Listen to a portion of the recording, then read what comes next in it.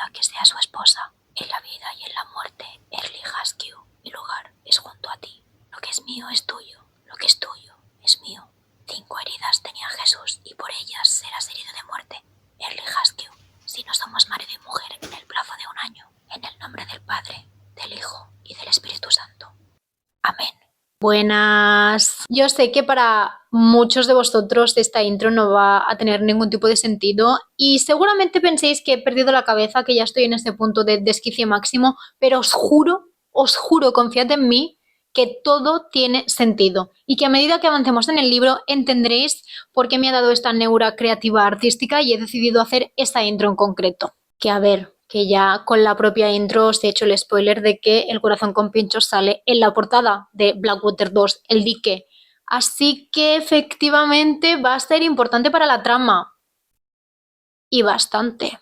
Bueno, para los que vengáis del otro vídeo ya sabéis cómo funciona, hago un mini resumen del libro, de las cosas más importantes. Muchas cosas de descripción del pueblo me las salto, pero lo que viene a ser el salseíto de la trama como tal, de ahí no falta absolutamente nada, podéis confiar en mí, que para otra cosa no, pero para cotilla 100% puesta siempre. Y para los que no sepáis cómo funciona, porque este es vuestro primer vídeo que estáis haciendo aquí, y a ver la primera parte de Blackwater, ¿no? Para tener un poco de sentido, que para algo es una saga. Dentro del propio libro te trae un mini resumen del primer tomo, que lo voy a leer ahora, y luego leeré la sinopsis que viene detrás del libro, para que nos quede bien claro dónde estamos y hacia dónde vamos, y luego ya de Perdidos al Río nos metemos en el resumen como tal. Resumen de Blackwater número 1, La Riada. El domingo de Pascua de 1919, el pueblo de Perdido, Alabama, amanece completamente inundado por los ríos Perdido y Blackwater. Oscar Kasky y Bray Sugarwhite rescatan del Hotel Osceola a una joven de misterioso pasado llamada Elinor Damert.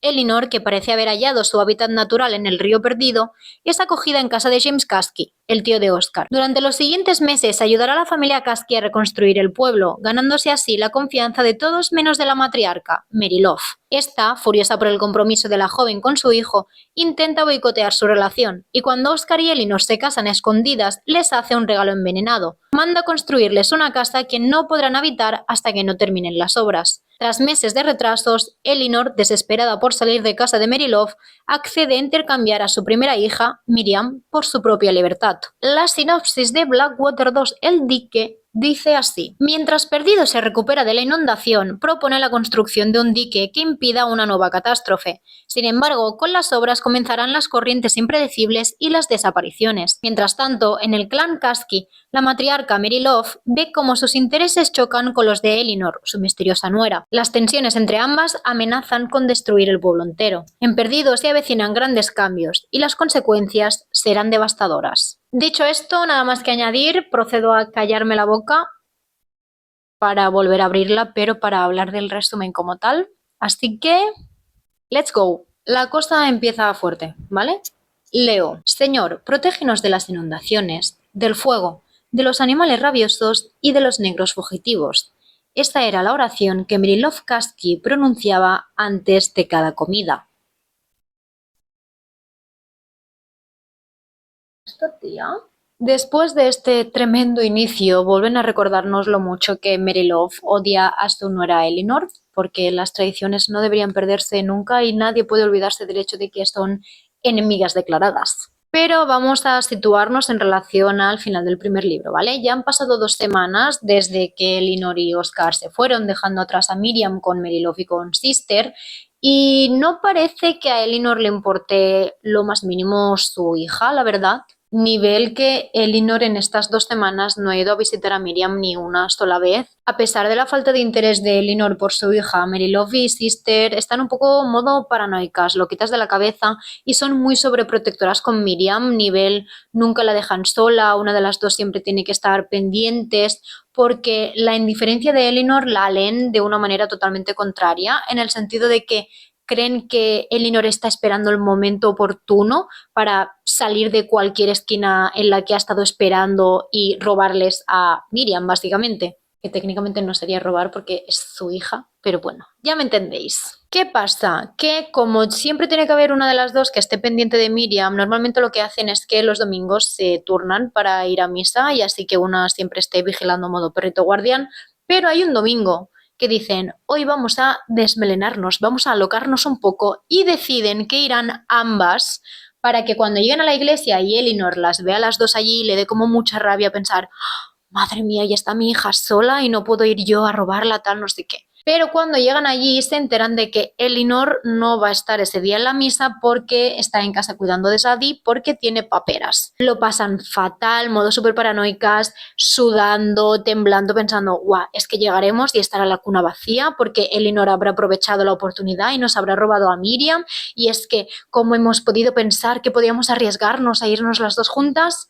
Chicas, basta, porque nada de esto que estáis diciendo pasa. Vuelven a su casa y Miriam está tan tranquilita durmiendo en su cuna porque efectivamente, ya lo hemos dicho, a Elinor se la pela su hija. Es que son tan ridículas, están tan locas de la cabeza, es que las amo, de verdad. Pero sí que es verdad que llegados a este punto, cuando de verdad ven que efectivamente Elinor no va a intentar robarles a Miriam, cuando entienden la gravedad de ese hecho, se dan cuenta de que eso implica que han perdido a Oscar para siempre. Que hablando de Oscar, parece que el hecho de haber perdido a su hija Miriam como que no ha afectado a la pareja porque están cada 2 por 3 yéndose a citas románticas y como que todo el mundo en el pueblo entiende que les da un poquito igual la situación porque no parece que les haya afectado de ninguna manera, pero sí que se nos explica que Miriam es algo así como que un poco tema tabú, en el sentido de que nunca se menciona nada, incluso están viviendo al lado y la ven por la ventana, pero nunca se habla de el sacrificio que han tenido que hacer, como si no existiera,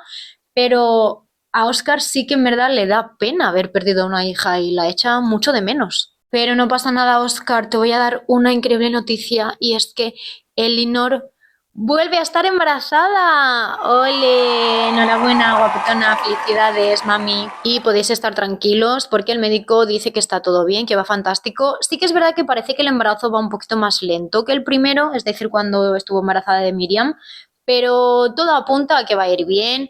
Y por raro que suene, al final Elinor acepta dejar de trabajar en otoño, incluso acepta dejar de bañarse todos los días en el río Perdido. Así que, oye, se está haciendo adulta, ¿no? Empieza a aceptar un poco las responsabilidades de estar embarazada, supongo. Para Mary Love es evidente que ha ganado por fin a su nuera. Se ha quedado con Miriam y aunque ahora mismo Oscar está enfadado con ella, sabe que tarde o temprano acabará perdonándola porque es su madre y volverá con ella. Así que a largo plazo ella tendrá tanto a Miriam como a Oscar y por fin Elinor se quedará sola y podrá aplastarla como ella quiere. Pero fíjate tú que el resto del pueblo, que ya sabemos que son unas cotillas de la hostia, piensan todo lo contrario. Para la gente del pueblo, la ganadora moral es Elinor sin ningún tipo de duda, primero de todo porque ha sacrificado perder a su hija, pero en ningún momento se ha quejado, en ningún momento se ha victimizado, siempre ha sido como muy digna, incluso después de lo que le han hecho su cuñada y su suegra, nunca les ha hecho ningún feo, ni siquiera ha intentado separar a Oscar de su familia, como que ha sido muy digna y muy adulta con todo lo que está pasando. Por lo tanto, cuando Merilov se da cuenta de que para todo el mundo Elinor es la ganadora, dice, ¿perdona? ¿Yo voy a perder contra mi nuera? No lo creo. Y empieza a buscar nuevas maneras de amargarle la vida a Elinor. Os presento a Early Haskew. Early Haskew es un ingeniero que estuvo en Perdido un año y medio antes, es decir, en el primer libro, pero lo omití porque os lo quería presentar en este libro porque ya es cuando empieza a coger más relevancia. Y estuvo 8 semanas en el pueblo pues para determinar si era factible la construcción de unos diques alrededor de los ríos Perdido y Blackwater para proteger el pueblo pues de posibles inundaciones en un futuro. Y después de esas 8 semanas en el pueblo y de las 80.000 actividades que tuvo que hacer, que no os voy a explicar porque me da muchísima pereza entrar en tecnicismos, se tuvo que ir del pueblo porque le llamaron del ejército, porque aún estaba en activo y se fue pues a hacer cosas de ingeniero, supongo. Pero ¿qué pasa? Que Early ya no trabaja para el ejército y ha decidido volver a Perdido para seguir con todo el tema del dique. Early estima que la construcción del dique durará aproximadamente unos 2 años, así que está en búsqueda de una casa para mudarse durante ese tiempo a Perdido y con quien está hablando es con James Caskey, que es, que digamos, su guía, su toma de contacto, su puente, llámalo como quieras. James, que es un bocazas, se va de la lengua y le cuenta la situación a Mary Love. Y otra cosa no, pero Mary Love ya sabemos que esta tía, con tal de molestar a Eleanor, es capaz de hacer cualquier cosa. Y se le ocurre la magnífica idea de que Early vaya a vivir con ella y con Sister y pasarle por la cara todos los días a Eleanor que justo en la casa de enfrente está viviendo la persona que va a construir el dique que ella tanto odia. Mary Love le dice a su cuñado James que le diga a Early en una carta que puede irse a vivir con ellas, que se quedará con la habitación de Oscar, que evidentemente ahora está libre. Y lo peor de todo es que intenta justificarse diciéndole a James que lo hace porque Mary Love y Sister están solas y que seguramente Early cuando llegue al pueblo necesitará a alguien que le cocine o que le limpie y que es una situación donde todo el mundo sale ganando básicamente. Pero evidentemente sabemos que esta tía es más mala con dolor de muelas y que ella lo que quiere es poner de los nervios a Eleanor y amargarle la existencia. Y por si fuera poco, antes de que James salga por la puerta y se vaya a su casa, le dice que se calle la boca y que no diga nada de esta propuesta, que quiere que sea una sorpresa y que la anunciarán cuando ya esté todo preparado para que Early se mude con Mary Love y Sister. Al principio Early rechaza la oferta de Mary Love, ¿vale? Se hace un poquito el digno, pero ya sabemos que esta día es un poco pesada y no acepta un no por respuesta, así que se pasa los siguientes días pico pala, mandando cartas, diciéndole que es que ya ha comprado muebles, que es que ya ha limpiado y no para de hacerle chantaje, sobre todo con el hecho de que le ha comprado una mesa de dibujo para que pueda hacer su trabajo y que si él no va a vivir ahora allí, que se ha gastado dinero en una tontería. Paciencia, hay que tener paciencia con esta señora, de verdad es que es increíble. Al final, como es una chapas, Early decide aceptar el chantaje y el trato, pero sí que es verdad que él dice que pagará $10 a la semana para cubrir lo que serían los gastos del alojamiento y de la comida y estas cosas. Así que oficialmente Early Husky se muda a Perdido un miércoles random de marzo de 1922. En la primera comida que hacen juntos, Sister está bastante nerviosa porque Early le parece un hombre guapo y como corpulento, ¿no? Como que es muy grande, es fuertote, pero sí que es verdad que en cuanto a personalidad es todo lo contrario a los Kasky. Es un hombre torpe, que habla muy alto, como que no tiene modales, habla súper alto y gesticula mucho porque él dice que su madre estaba sorda como una tapia, entonces como que se acostumbró a hacer muchísimo ruido para hacerse notar. O sea, me hace mucha gracia, pero yo no podría convivir con una persona así, lo reconozco. Pero Sister realmente no es tonta y sabe que su madre tiene algún tipo de objetivo oculto porque sabe perfectamente que nunca invitaría a alguien con esos modales a comer a su mesa sin ninguna razón aparente, porque además Mary Love es como muy pesada y muy tiquismiquis, ¿no? Es como muy finolis en este sentido y esa sospecha crece aún más cuando después de comer salen al porche a tomar un poquito de té, un té helado, y pasa por delante Sadie, que Sadie ya sabemos que es la criada de Eleanor y de Oscar. Mary Love llama a Sadie, le dice que se acerque, aunque todos sabemos que es hater, primero de todo porque es Team Eleanor, segundo porque es negra y Mary Love es abiertamente racista, ya lo sabemos, y le presenta a Early Husky y solo menciona como el hombre que salvará el futuro de Perdido y todas nuestras vidas. Vale, tía, dramática. Y al final todos sabemos que lo hace para que Sadie luego se lo vaya a decir a Eleanor y efectivamente la pobre cumple. Cumple y va y se lo va a decir a Eleanor y sabemos todos que la noticia le va a sentar como una patada en el culo, las cosas como son. Cambiando un poquito de tema, ¿vale? Esta noche en el Consejo Municipal se hace una reunión sobre el dique y así muy a resumidas cuentas, ¿vale? El dique va a estar dividido como en 3 tramos. El primer tramo protegerá al pueblo, a la ciudad como tal.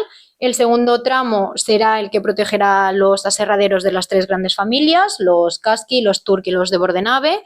Y el tercer tramo será el que protegerá las casas de los ricos, sobre todo las tierras de los Kasky. Al parecer, las obras se estima que duren más o menos 21 meses, más 4 meses de planificación, así que en total serían 25 meses, que esos son 2 años y 1 mes para terminar el dique. Pero bueno, volvemos para atrás y volvemos a lo importante. Y efectivamente Sadie, ya hemos dicho que le ha dado la noticia a Elinor y Elinor al final es súper lista y las caza al vuelo y se lo dice clarísimamente a Sadie. Te lo ha querido presentar para que me lo vinieras a decir a mí porque sabe que estoy totalmente en contra de que se construya el dique y lo que quiere es sacarme de quicio. Sadie intenta justificar un poco la necesidad del dique en el sentido de que hubo una gran inundación unos años atrás, que hubo muchísima gente que murió, pero Elinor le dice que no va a haber más inundaciones, que da igual lo que diga la gente, da igual lo que diga Ivy, la gente no tiene ni idea de cómo funciona el río, a pesar de que llevan mucho tiempo viviendo allí, pero nadie sabe nada, son tontos, desconocen, hablan sin saber. Y es que a Elinor le fastidia esto, que la gente está tomando decisiones que van a alterar al pueblo y al río sin saber nada al respecto. Y lo que más le molesta es que Merylove es tan extremadamente mala que es capaz de pagar el dique de su propio bolsillo con tal de sacarla de quicio. Es que es muy hater. Zadie, ¿sabes lo que vamos a ver dentro de unos meses cuando nos sentemos en este columpio? Un montón de tierra. Este hombre va a tapar nuestras vistas del río con un montón de tierra. Y Merylove va a estar ahí con una pala ayudándolo, solo para provocarme. Le pondrá una pala en las manos a Sister, se llevará a Miriam en su cochecito, se agachará y le dirá: «Mira, niña, mira cómo le arruino las vistas a tu mamá. Mira cómo te levanto un muro de tierra frente a los ojos de tu verdadera mamá». Zadie entonces le contesta que cómo puede estar tan segura de que no va a haber más inundaciones, y Elinor, bastante seria, le contesta: «Mientras yo viva, mientras viva en esta casa, haya o no dique, no habrá más inundaciones en Perdido. No habrá más riadas. Pero Zadie, cuando yo me muera, con dique o sin él, el agua hará desaparecer de la faz de la tierra a este pueblo y a todos los que viven en él». Pero si el cabreo que lleva ya Elinor por el dique no os parece suficiente, no os preocupéis, porque cuando descubre que Early va a vivir literalmente en la casa de enfrente, se vuelve loca. O sea, pilla un disgusto de manicomio, de literalmente salir de casa, que además se va de cita con Oscar, y lo ve allí en el porche de enfrente, y le molesta tanto el simple hecho de ver a Early que entra, le dice a Oscar que no se van a ir, acaba durmiendo en el comedor mirando hacia el río. Bueno, es que está desquiciada, pobrecita. Llega un punto en que está tan desquiciada que literalmente le dice a Oscar que Merylove lo que pretende es que pierda al bebé para que su única hija sea Miriam y arrebatársela y quedar como ganadora en ese sentido. Oscar, como siempre, no se entera de absolutamente nada y defiende a su madre a capa y espada diciendo que no, que es que Merylove ha sido buena, ha sido un acto de altruismo, de dejar que Early se quede en su casa porque va a estar trabajando para el pueblo y es una forma de agradecérselo. Amore, cállate la boca, es que literalmente no entiendes nada. Y es que el pobre es tan tonto que ahora mismo acaba de conectar pensamientos, acaba de atar cabos y acaba de entender ahora que el año pasado, en el primer libro, cuando hacen una comida y a Elinor le cae mal Early, la razón es simplemente porque va a construir un dique. ¿Cómo te puede costar tanto darte cuenta de algo tan extremadamente simple? Es que, de verdad, Oscar, es tontísimo. Oscar le dice a Elinor que por mucho que le diga tan convencida, no hay nada que asegure realmente que no va a haber inundaciones, tal y como dice Elinor, y que simplemente viva la vida, que no puede dejar que el tema de Early le amargue la existencia y que simplemente su madre no lo ha hecho con ningún tipo de maldad y que ya está, ¿sabes? Que lo deje pasar, que no le dé más vueltas al asunto. Pero no os preocupéis, porque todo llega y literalmente sale de casa, se cruza con Merylove y Merylove demuestra muchísimo interés por saber si Elinor ya sabe lo de Early, si sabe que se quedará en su casa, qué opina al respecto, si está enfadada. Y por fin Oscar se da cuenta de la maldad de su madre, que le ha costado, también te digo. Oscar quedó tan estupefacto que durante unos instantes no supo qué contestar. No podía creer que su madre se hubiera delatado tan fácilmente. Ahora veía con bastante claridad a través del agua del río y se dio cuenta de que Elinor estaba en lo cierto desde el principio. Merylove había invitado a Early Haskew para fastidiarla, aunque no tenía tan claro que su madre buscara provocarle un aborto. Constatar la mezquinidad en su madre, porque no había otra palabra para definir aquello, hizo que Oscar se pusiera incondicionalmente del lado de su esposa. Se habría dejado arrancar la lengua antes que darle a su madre el gusto de saber que Elinor estaba angustiada por la presencia del ingeniero. De hecho, decidió mentirle a Merylove. Esa misma noche en la cama, Oscar le dice a Elinor que tenía razón sobre el tema de su madre, pero que a pesar de eso va a seguir hacia adelante con el proyecto del dique, porque él de verdad cree que es necesario para el bienestar del pueblo. Y Elinor nos sorprende y es que le dice que está de acuerdo, en el sentido de que le parece bien la decisión que ha tomado, ya que está contenta de que empieza a darse cuenta de las cosas y que simplemente esperará a que él solito se dé cuenta de que lo que está haciendo es un error. Aunque al principio el hecho de que Early viviera con ellas era una estrategia para molestar a Elinor, tanto Mary Love como Sister le acaban cogiendo cariño. Sobre todo Sister, ya que recordemos que esta tía es una solterona treintañera que nunca ha estado cerca de ningún hombre que no fuera familiar, así que le mola un poquito. Pero en la casa contraria de Elinor y Oscar se da el efecto totalmente contrario y a partir de que se muda a Early, la comunicación entre ambas casas prácticamente es inexistente, cesa por completo y Mary Love está tan contenta de haber molestado a su nuera que incluso alguna vez que se cruza con Oscar le pregunta con recochineo que si Elinor está bien, porque nunca la ven, ya no saben nada de ella y este tipo de cosas. Al parecer, Elinor tiene un retraso de un mes con el parto, pero el 19 de mayo de 1922, Elinor da a luz a una niña, a la que llaman Francis. Al parecer, Elinor le coge muchísimo cariño a Francis, o sea, está todo el rato con ella, siempre la tiene en brazos, muestra muchísimo interés, a diferencia de lo que pasó con Miriam, cosa que le sorprende bastante a Oscar, no lo acaba de entender. Pero, ¿sabéis qué le sorprende aún más a Oscar? Que, echando cálculos, la noche que concebieron a Francis fue la noche que se mudaron a su casa, ya sabéis, para estrenarla y estas cositas, ¿no? Primera noche de solteros, totalmente solos, pues bueno, un poquito hacer maldades y estas cosas así frikis. Pero lo raro es que esa misma noche Elinor ya le dijo a Oscar que estaba embarazada. Qué raro, ¿no? Qué curioso que lo supiera esa misma noche.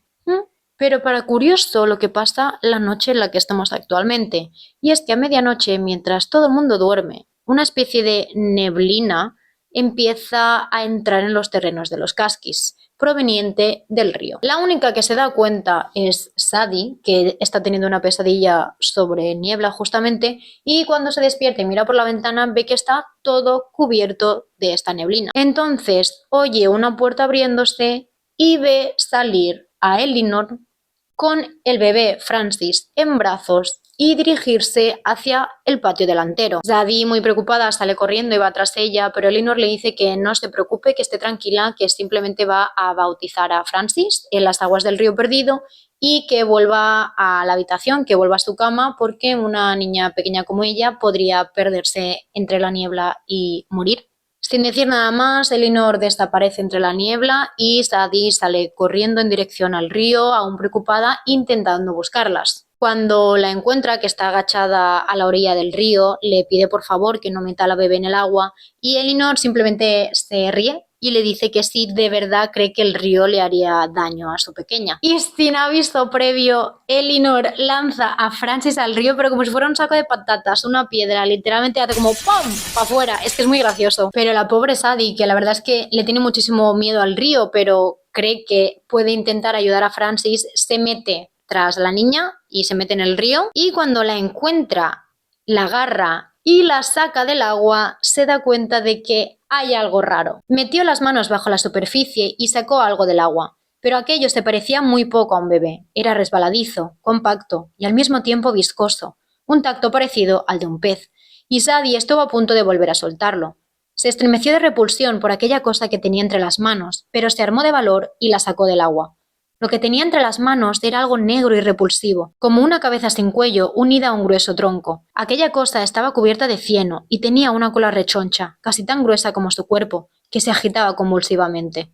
Al verse fuera del agua, luchó por zafarse y volver a su elemento, pero Sadie la sujetó con fuerza, hundiendo los dedos en su repugnante carne.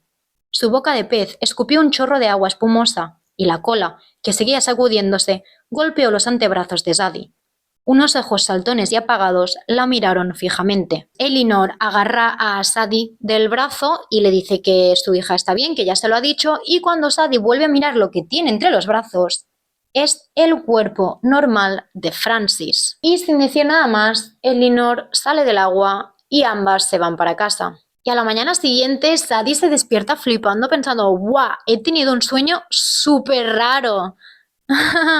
Sí, un sueño, Cari, claro, claro. Pero cuando sale a rastrear el patio, ve en la arena 4 pisadas, 2 de ida hacia el río y 2 de vuelta. Y además de las pisadas también ve la marca de gotas de agua que han ido cayendo. Así que Sadie se da cuenta de que su sueño no ha sido un sueño, que ha sido todo real. Y asustada se dedica a borrar las huellas en la arena mientras oye a Elinor tan tranquila cantándole una nana a su hija en el primer piso. Vamos a hablar un poquito de Sister, pobre, que hace mucho que no hablamos de ella. La situación en general está empezando a afectarle bastante. Por un lado, porque sigue estando atrapada en casa con su madre, con Mary Love, mientras que Oscar por fin se ha podido librar de su control y de su manipulación. Y por otro lado también tiene que aguantar a Elinor, que es mucho más joven que ella y que ya tiene 2 hijas, ya tiene una familia, y que encima es la única persona que ha podido plantarle cara de verdad a Mary Love. Y por si fuera poco, Mary Love últimamente está como muy egoísta con Miriam, es decir, siempre la habían criado conjuntamente Mary Love y Sister, pero ahora como que siente que tiene el control de Miriam solo Mary Love.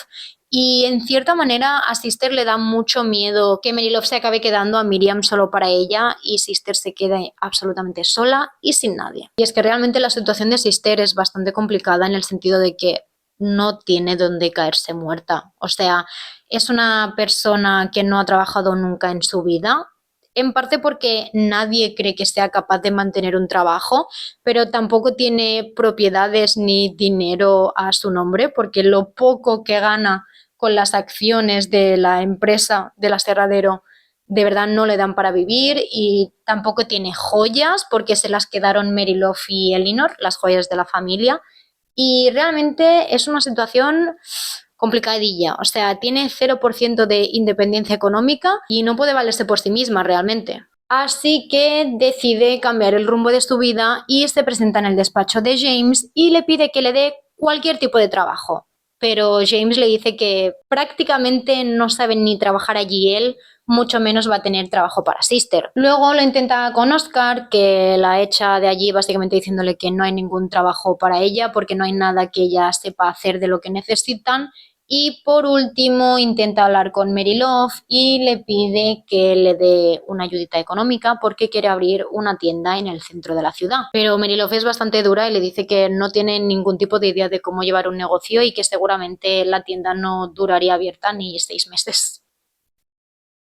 Pobrecilla, es que me da mucha lástima, pero está recibiendo de todos lados la pobre. Otra de las razones por las que Mary Love rechaza la idea de Sister es porque quiere que esté en casa con ella. Ya se ha hecho la idea de que su hija se va a quedar siempre con ella, nunca se va a ir de casa y se van a morir pues prácticamente juntas, ya si te pones aquí a lo loco. En este momento Sister se da cuenta de cuál es su situación actual, se siente muy agobiada y muy atrapada y se le ocurre una última idea, que es simplemente encontrar marido. ¿Y quién mejor que el hombre que vive bajo su mismo techo? Early Husky. Y es que, más allá de todas las posibles cualidades que pueda tener Early como hombre o como pareja o como marido, realmente lo que a Sister le llama de él es el hecho de que una vez termine el dique, se irá de perdido. Y si se tiene que ir teniendo esposa, se llevará a su esposa con él. Así que es la única salida que ve Sister para alejarse de su familia y sobre todo de su madre. Pero ¿qué pasa? Que la pobre Sister no ha cortejado, no ha ligado con nadie en su vida, así que le pide ayuda a Ivy, que Ivy es la cocinera y la criada en casa de Mary Love y de Sister. Y lo chulo es que Ivy es un poquito brujita, ¿vale? Es un poquito mística, es un poquito supersticiosa, siempre tiene frases o refranes para todo, es simpática, nos gusta. Sister le cuenta la situación y le dice que quiere casarse con Early Husky. Y Ivy le dice que el viernes salga a comprarle una gallina viva, pero tiene que ser joven y que nunca haya puesto un huevo. Y también es muy importante que esta gallina se la venda un hombre. Sister acaba cumpliendo con los requisitos y cuando vuelve a casa con Ivy, con la gallina, sin darle más vueltas al asunto, Ivy le parte el cuello a la gallina, no a Sister. Una vez ya muerta, le arranca el corazón y lo deja en un plato. Ivy entierra el cuerpo de la gallina en un hueco que hace al lado de las escaleras del porche y cuando entra saca 5 pinchos de la cocina y los deja sobre la mesa. Hace que Sister, con el corazón de la gallina en la mano, empiece a dar vueltas alrededor de la mesa una y otra vez y repitiendo constantemente el Padre, el Hijo y el Espíritu Santo. Ivy, mientras tanto, ha estrellado el plato contra el suelo y hace que, después de dar varias vueltas, Sister se siente y le va dando los pinchos uno a uno que tiene que ir poniendo en zonas concretas del corazón y tiene que ir diciendo una frase con cada pincho que va clavando. Con el primer pincho dice: tal como yo ahora atravieso el corazón de esta gallina inocente, el corazón de Early Husky quedará atravesado por su amor hacia mí. Con el segundo pincho dice: esta estocada atravesará el corazón de Early hasta el día en que me pida que sea su esposa. Con el tercer pincho dice: en la vida y en la muerte, Early Husky, mi lugar es junto a ti. Con el cuarto dice: lo que es mío es tuyo, lo que es tuyo es mío. Y con el último dice: 5 heridas tenía Jesús y por ellas serás herido de muerte, Early Husky, si no somos marido y mujer en el plazo de un año. En el nombre del Padre, del Hijo y del Espíritu Santo. Amén. Pero eso no es todo, porque después tienen que meter el corazón dentro del horno y simplemente ver cómo se consume, cómo entra en llamas y acaba desapareciendo, y lo único que quedan son los 5 pinchos. Tras cerrar el horno, ambas a la vez repiten en el nombre del Padre, del Hijo y del Espíritu Santo y con eso finalizan el conjuro. Vamos a centrarnos un momento en la familia Husky como tal y concretamente en sus negocios. El abuelo de Oscar empezó la industria de la madera, empezó el negocio familiar y les dejó en herencia este negocio a la que era su mujer y a Randolph, que es el marido de Mary Love, y desheredó a James porque para su criterio era demasiado afeminado, en el sentido de que no era un hombre tosco y rudo, sino que era pues más tranquilito, estas cosillas, ¿sabes? Aunque igualmente el negocio acabó pasando a James porque cuando su madre murió, se lo dejó a su hijo porque sabía que no iba a tener nada, si no. Y una vez Randolph, el marido de Mary Love, murió, parte de este negocio pasó a Oscar, que todo el mundo en el pueblo sabe que es realmente quien mueve el cotarro y quien lleva el negocio. Y es que realmente James hace un poco de faena de oficina, pero es totalmente prescindible y en cambio es Oscar quien está al pie del cañón constantemente. Y por esta creencia que tiene el pueblo de que Oscar es la persona más importante de la empresa, dan por hecho que tanto Oscar como Elinor son los más ricos de los Husky, pero es todo falso. Oscar realmente cobra un sueldo prácticamente inexistente, es un sueldo de mierda por todo el trabajo que hace realmente en el aserradero, o sea, no está nada bien pagado. Apenas tiene acciones en la empresa, incluso su propia casa no es suya, sigue siendo propiedad de Mary Love porque nunca han llegado a firmar el traspaso de la propiedad. Así que tanto Oscar como Elinor son bastante pobres, o sea, no tienen ningún tipo de independencia económica de los Husky. Y es que Mary Love no es tonta y sabe que parte del control que ejerce sobre su hijo es la necesidad económica que tiene Oscar en cuanto a ayudas de su madre, porque Early está tan amargado con Mary Love que se quiere ir, pobre. Lo dicho, que Mary Love sabe que una de las pocas cosas con las que aún puede manipular y controlar a Oscar es con el tema del dinero. Primero de todo, dándole un sueldo de mierda y negándose a hacer el cambio de papeles de propiedad de la casa. Es más, se victimiza y hace una especie de chantaje emocional diciendo que es que cómo pueden desconfiar de ella, que mientras ella esté viva nunca les va a echar de casa, que ya pasará a ellos cuando ella se muera por herencia. Que no quiere dar el brazo a torcer la tía, que tampoco es tonta, las cosas como son. Incluso hay un momento en que James intenta ayudar a Oscar y a Elinor intentando hablar con Mary Love sobre que no puede ser que con la edad que tengan y siendo ya independientes en cuanto a su propia casa y estando casados, que cada vez que necesiten dinero para comprar cualquier cosa tengan que ir o a James o a Mary Love a pedirles dinero, que es que tienen que subirle el sueldo a Oscar porque además se lo merece, de verdad él está sustentando esa empresa. Pero Mary Love se niega, lo dice tal cual, que son su hijo y su nuera y que si necesitan dinero en algún momento que vayan a pedírselo y que ella nunca se lo va a negar, pero que no hace falta cambiar las cosas que para ella ahora ya funcionan bien. De verdad, es que lo tiene todo pensado, es una super mega hiper villana, eres muy buena villana, tía, de verdad, no eres tonta, no se te escapa ni una, ¿eh? A Mary Love le gustaba verse a sí misma como el cuerno de la abundancia de la familia y por eso se dedicaba a repartir regalos de todo tipo, de forma incesante y sin escatimar esfuerzos. Se consideraba holgadamente recompensada por la gratitud de sus hijos y si percibía que estos no estaban lo bastante agradecidos, también podía hacer algo al respecto.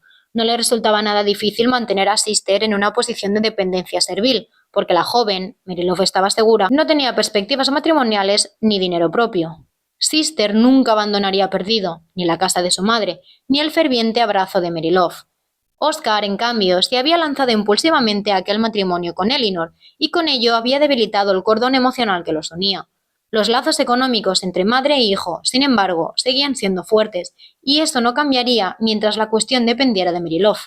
Doña Generosa no tenía intención de permitir que Oscar se librara de sus favores. Una vez más, Elinor sabe perfectamente cuál es la estrategia de Mary Love y le dice a Oscar que tiene que plantarle cara a su madre una vez y que tiene que espabilar, chico, un poquito de brillo, de verdad. Incluso llega un punto en que le dice que si hace falta le haga chantaje emocional a su madre diciéndole que se va a ir del aserradero, que va a dejar el trabajo, que si hace falta se van a mudar fuera de Perdido, que lo que haga falta, básicamente. Y también le dice que tiene que exigirle a su madre que le cedan 1/3 del aserradero y 1/3 de los terrenos de los Kasky, porque se lo ha ganado con su propio esfuerzo y su propio trabajo. Oscar es un cobarde y no lo ve factible. Y a Elinor ya se le acaba un poquito la paciencia y se lo dice tal cual. Si tú no tomas cartas en el asunto, me tendré que ocupar yo de ello. Le dice que no piensa tolerar que se mate a trabajar y que ambos sigan siendo pobres y que Mary Love y James sigan quedándose toda la riqueza de la familia que no les pertoca porque no son ellos los que están haciendo ese trabajo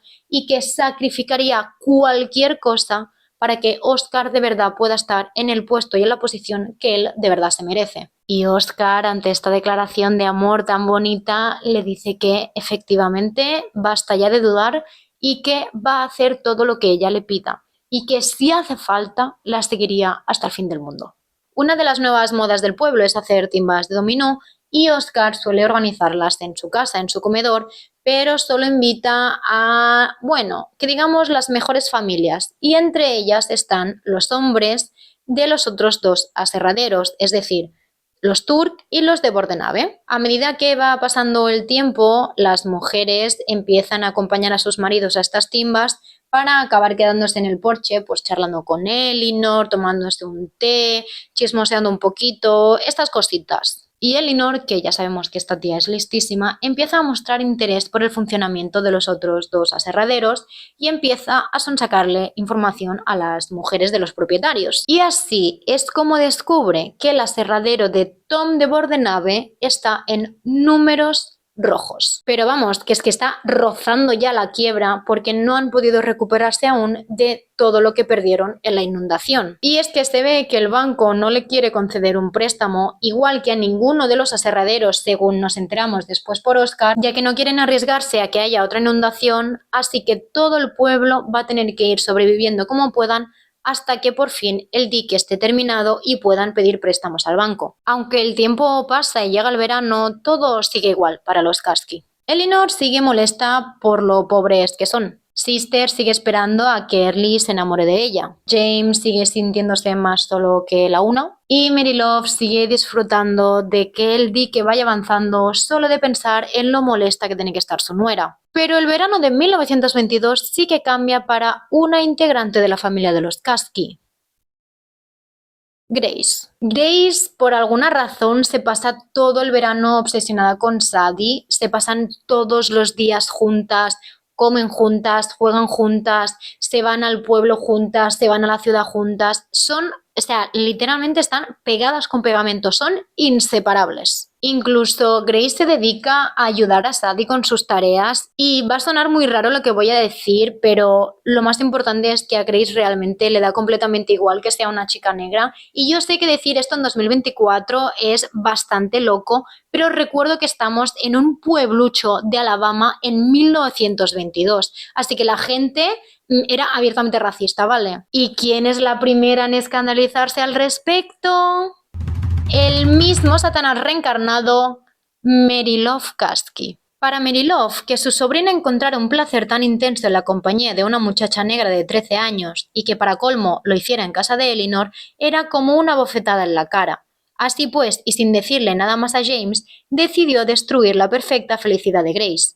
Le iba a enseñar a la niña que, en la familia Kasky, ella, Mary Love, era la única fuente de felicidad. Os presento a John Robert. John Robert es un niño de 11 años y es el hijo de los de Bordenave, una de las familias ricas que son propietarias de los aserraderos, y por la descripción que se nos hace parece ser que tiene algún tipo de discapacidad intelectual y como tiene muchos problemas para socializar en la escuela suele pasarse los veranos solo. Pero este verano Mary Love va a hacer que las cosas cambien. Y es que Mary Love obliga a Grace a pasar tiempo con John Robert para alejarla de Sadie, porque según Mary Love no se puede tener amistad con gente de color. Y lo dice ella, no lo digo yo, por favor no me funéis, que quede claro. A pesar de esto, con ayuda de Elinor, Grace y Sadie pueden seguir juntas, pero con John Robert siempre presente. Pero de repente las dos niñas empezaron a cansarse de la presencia de John Robert, cuya compañía se veían obligadas a tolerar todos los días y durante muchas horas. La capacidad de conversación del chico se limitaba casi por completo a gestos silenciosos y alguna palabra ocasional, que siempre tenía que repetir al menos 3 veces para que lo entendieran. Además, no tenía ni la más remota idea de cómo funcionaban los complejos juegos de Sadie y Grace, pero intentaba participar torpemente en ellos de todos modos. Y del aborrecimiento a la crueldad solo hay un paso. Grace empieza a portarse mal con John Robert, tipo se burla de él, le tira cosas, le esconde cosas. Y es que, según Grace, John Robert era la herramienta con la que Mary Love quería separarla de Sadie, y su presencia se le hace insoportable. Es más, si en algún momento se empieza a sentir mal por cómo le está tratando, simplemente le echa la culpa a Mary Love, en el sentido de que ella es la que está provocando que se comporte mal al intentar separar a dos amigas. Un día a Grace se le va la cosa de las manos, empuja a John Robert, que está en unas escaleras, y se cae y se acaba abriendo la cabeza, empieza a sangrar, se da un golpe, pero bueno, se queda en un sustito, ¿vale? El médico le venda la cabeza, le dice que no pasa nada, que está todo bien, que se vaya para casa. Pero Elinor le dice a Grace que debería haber sido responsable y haber cuidado y vigilado a John Robert porque sabe que tiene ciertas dificultades y que era su responsabilidad como la persona más mayor de asegurarse de que no le pasara nada. Aunque al principio Grace se siente aliviada de que nadie sepa que realmente el accidente no fue un accidente y fue culpa suya, cuando va pasando el tiempo se va sintiendo peor porque siente que lleva una culpa en silencio, totalmente sola, y eso empieza a hacerle mella. Al final le acaba confesando toda la verdad a Elinor y le dice que realmente no lo hizo porque John Robert le cayera mal, porque realmente no le cae mal, sino que estaba cansada de tener que estar todos los días cuidando de él durante muchas horas y sobre todo que Grace y Sadie ya no tenían tiempo para poder jugar solas y tranquilas. Tras su confesión, la verdad es que Grace se siente mucho mejor y pide perdón porque de verdad está arrepentida y Elinor le dice que no se preocupe, que irá a hablar con Caroline, la madre de John Robert, y le explicará que todo fue un accidente. Que Grace se siente muy mal por lo que ha pasado y quiere ir a ver a John Robert para pedirle perdón, pero sobre todo que Caroline hizo mal al dejar responsable a Grace del bienestar de John Robert, porque al final solo es una niña. Caroline, la madre de John Robert, le dice que lo entiende, que sabe que fue todo un accidente y que saben que no fue una buena idea dejar a John Robert a cargo de Grace, y menciona que tanto para ella como para su marido, John Robert lo es todo para ellos. Dice que si le pasara algo a su hijo no sabría qué hacer y que tendrían que mudarse a otro pueblo porque no podrían seguir viviendo allí. Y quedaos con esto para luego porque va a ser algo importante. Os lo anotáis, hacéis un asterisco mental, como queráis, pero que no se os olvide esta pieza de información. Pero a resumidas cuentas, la parte buena es que, aunque ha sido un poquito accidentado, el plan de Mary Love ha fracasado y John Robert ya no se junta con Grace y con Sadie y las dos niñas pueden pasar el resto del verano juntas jugando sin ningún tipo de problema. A estas alturas, Sister se siente un poco ridícula por el conjuro de Ivy porque Early aún no ha demostrado ningún tipo de interés en ella, no ha hecho ningún avance. Y es que aunque Sister intenta buscar momentos como para coincidir con él, el pobre no se entera de nada, ¿vale? O sea, va empanadísimo y no se entera de que efectivamente Sister le está tirando la caña. Así que Sister decide que ya está harta, que va a dejar de intentar ir con pies de plomo y va a pasar a la ofensiva directa, que es ser descarada y decirle claramente a Early que está interesada en él. Que a ver, que técnicamente no le dice nada, pero digamos que se pasa todos los días con él, tipo le acompaña a todos los lados, incluso le acompaña a trabajar, está literalmente pegada, o sea, no deja más de 5 centímetros de diferencia y de espacio entre ellos, es una barbaridad. Y es tan exagerada que al final Early ya como que acaba cogiendo él mismo la costumbre de esperarla o de incluirla en todos sus planes porque sabe que Sister va a intentar añadirse en todo lo que haga. Así que felicidades, Sister, tía. Has demostrado que a veces hay que ir para adelante sin ningún tipo de miedo y sin pedir perdón. Y Mary Love, que es una méteme en todo, está totalmente en contra de esta dinámica que se ha dado cuenta de que está sucediendo porque empieza a olerse cuál es el interés oculto de Sister.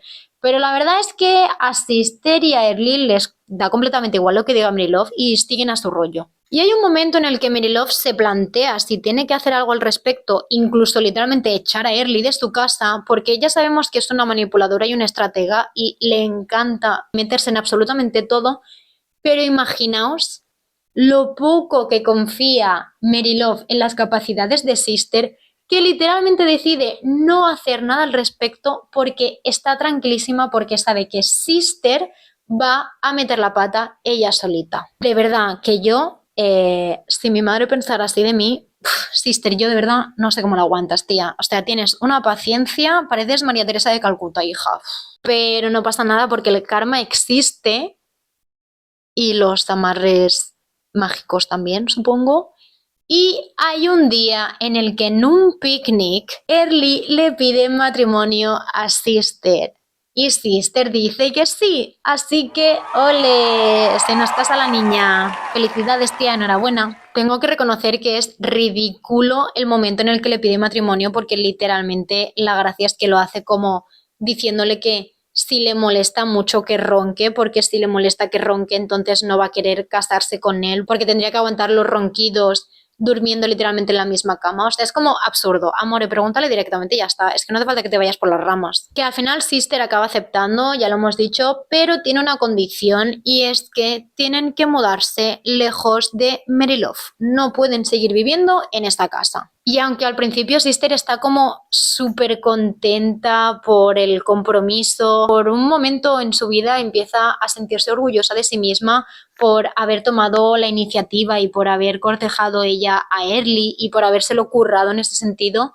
como que acaba pensando que no sabe si realmente eso ha salido porque ella se lo ha currado o porque el conjuro realmente ha funcionado. Y realmente eso es algo que nunca sabremos con certeza, pero bueno, yo os dejo aquí un debate interno que podéis tener hasta las 3 de la mañana todas las noches cuando no podáis dormir, así que de nada. Aunque Early quiere informar del compromiso a Mary Love, Sister le dice que no lo haga por dos razones muy básicas. Primera, que nunca querría tenerlo como yerno y segunda, que mucho menos quiere que Sister se vaya de casa y abandone a su madre. Sister entonces le propone que esperen hasta que ya esté toda la planificación del dique hecha para que cuando Mary Love se entere y cree problemas, porque Sister está segura, pero 100% de que su madre va a intentar boicotear esa relación, no sea un problema para su trabajo y que no le suponga un problema profesional. Y es que además Sister le dice que es una tontería decirlo ya porque hasta que no termine el trabajo tampoco podrán irse de luna de miel ni casarse.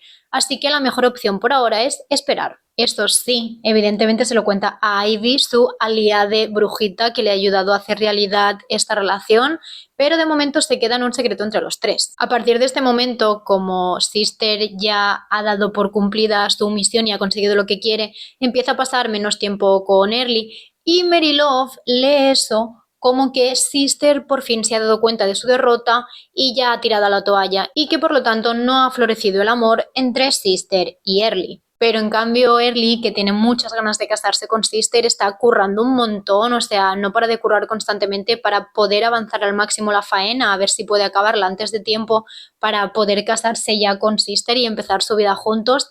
Y el chico es tan mono que literalmente en una revista ve una especie de medicamento que se supone es antirronquidos y lo compra para no molestarla por las noches cuando ya estén casados. Chicas, es que a veces son estas pequeñas cosas lo que hay que valorar, de verdad os lo digo. Pero una tarde de octubre, las cosas cambian. Queenie Strickland, la hermana de Genevieve y cuñada de James, se presenta en Perdido con su hijo Malcolm y su hija Lucille, pero sin su marido Carl, que en esta foto quizá no lo veis muy bien, pero está en la cárcel, ¿vale? Está detrás de unos barrotes y creedme que todo tiene sentido y tiene una razón, está justificado. Y es que la razón por la que Queenie se ha presentado en Perdido es porque Carl es un maltratador y ha agredido físicamente tanto a Queenie como a sus hijos. Ante esta situación, Queenie ha hecho las maletas, ha cogido a sus hijos y se ha marchado a Perdido,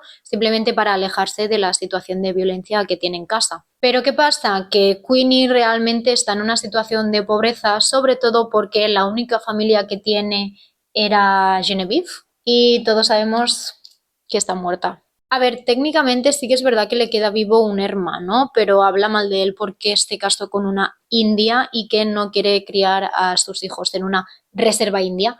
Palabras textuales de ella, así que ya podemos un poco hacernos una idea de qué tipo de personaje es Queenie. Total, que Queenie está en Perdido para pedirle ayuda a James, ya que Genevieve una vez le dijo que en caso de que ella no estuviera, podría siempre contar con su marido para ayudarla tanto a ella como a sus hijos Lucille y Malcolm. Y es que al parecer, según lo que nos dice Queenie, que sorprende un poco en este punto del libro, Genevieve hablaba muy bien de James, tanto de él como persona, como padre y como marido, y que por eso de verdad Queenie cree que James va a poder ayudarla en la situación en la que está actualmente. Y bueno, ya que estamos, vamos a hablar un poquito de estos tres, un poquito así a grandes rasgos. Queenie es una dramática y es una tocona, es la típica señora que siempre llora y que le está explicando todo lo que le está pasando a James y no para de abrazarle, como de agarrarle del brazo. Es un poco el meme de señora, suéltame el brazo, pues esa es Queenie. Luego está Malcolm, que Malcolm es el típico macarrilla que le ves y piensas que seguramente no va a llegar absolutamente a nada en la vida y que su forma de saludar a la gente es pegando puñetazos, o sea, como que es muy brusco en este sentido físicamente hablando. Y de Lucille tampoco sabemos mucho más porque actualmente tiene 3 años y no se la describe mucho, lo único que parece es que es un poquito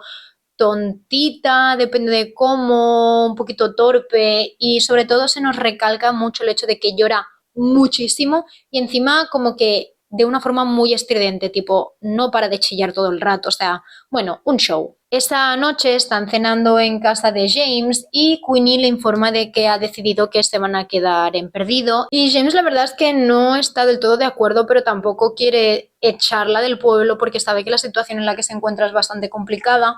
Pero sí que es verdad que le dice lo típico, pues que Perdido es un sitio muy pequeño, que es un estilo de vida totalmente diferente a la gran ciudad, que seguramente les va a costar un poco adaptarse a la vida. Pero vamos, que la Queen es una pesada, R y llega un punto en que James dice, mira, es que yo al final ya paso de discutirme con esta señora porque no va a dar el brazo a torcer, así que simplemente le dice que le ayudará a encontrar una casa, ya que no conocen a nadie más en el pueblo.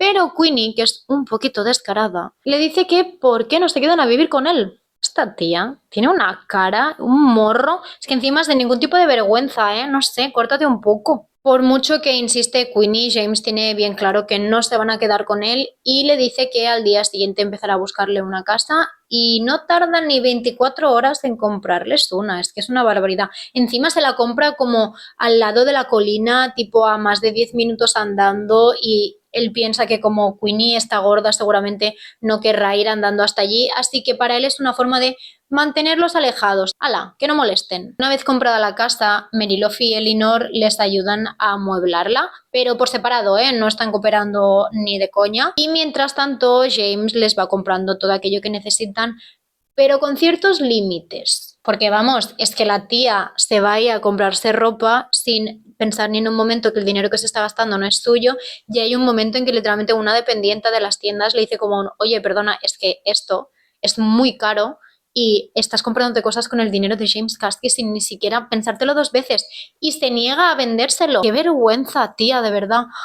Buah, yo no volvería a esta tienda en mi vida, o sea, de verdad, yo he dejado de existir para esta persona. A medida que va pasando el tiempo, Queenie se va adaptando poco a poco a la vida en perdido, que además es mucho mejor que cuando estaba en Nashville, ya que aquí realmente se siente a salvo, se siente más cuidada, tiene una casa mejor y sobre todo está lejos de su marido maltratador. Pero a pesar de todo esto, hay una cosa muy importante que le falta a Queenie y es hacer amigos, porque al final es una tía que no se calla ni debajo del agua, o sea, le encanta meter la chapa y necesita amigas de las que molestar todos los días con lo que sea que se le pasa por la cabeza.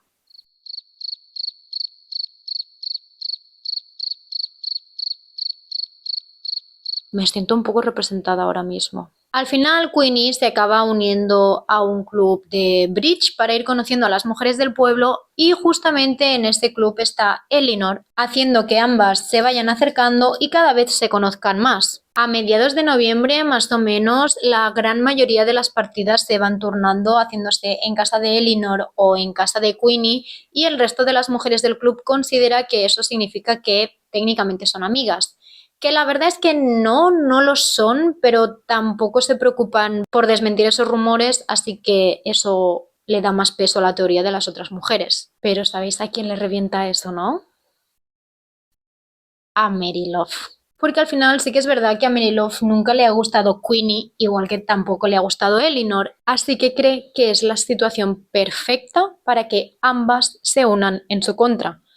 El enemigo de mi enemigo es mi amigo, este tipo de cosas, ya sabéis, ¿no? Así que para evitar esa batalla, Mary Love tiene una idea magnífica que os va a dejar impactados. O sea, sentaos, por favor, porque esto que se viene es bastante heavy. Mary Love decide que es momento de hacer las paces, y qué mejor que aprovechar las Navidades para juntar a toda la familia. Y con toda me refiero a toda, ¿eh? O sea, Mary Love, Elinor, Sister, Oscar, James, Grace, las hijas, es decir, Miriam y Francis, ahora Queenie con Lucille y Malcolm, y también Early, que Mary Love no sabe que está prometido con Sister, pero una vive bajo el mismo techo, y segunda, los planos del dique ya casi están terminados y para ella es razón de celebrar, sobre todo porque le va a sentar fatal a Elinor. Aunque al principio Sister, Early y James creen que el plan de Mary Love es una barbaridad y que es totalmente imposible, primero porque